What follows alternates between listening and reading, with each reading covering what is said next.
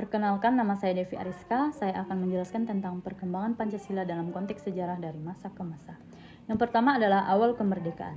Yang kedua adalah RIS atau Republik Indonesia Serikat. Yang ketiga adalah demokrasi terpimpin. Yang keempat adalah Orde Baru. Yang kelima adalah reformasi.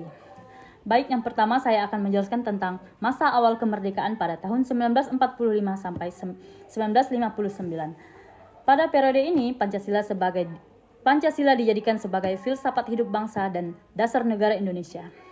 Masyarakat Indonesia bertekad untuk melepaskan diri dari segala bentuk penjajahan.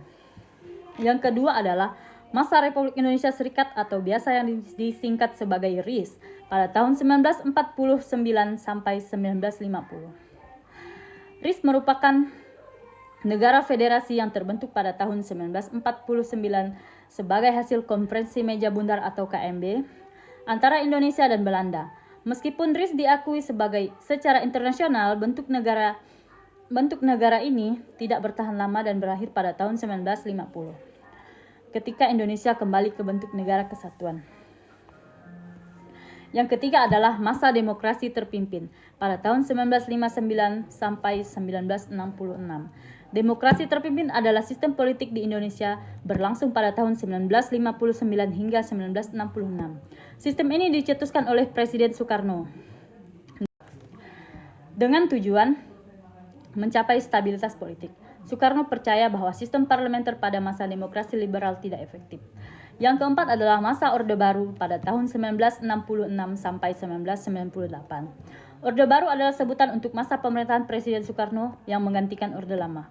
Orde Baru berlangsung pada tahun 1966 hingga 1998. Fokus utama pada masa ini adalah stabilitas nasional, rehabilitasi ekonomi, dan perkembangan infrastruktur. Kemudian yang kelima adalah masa reformasi.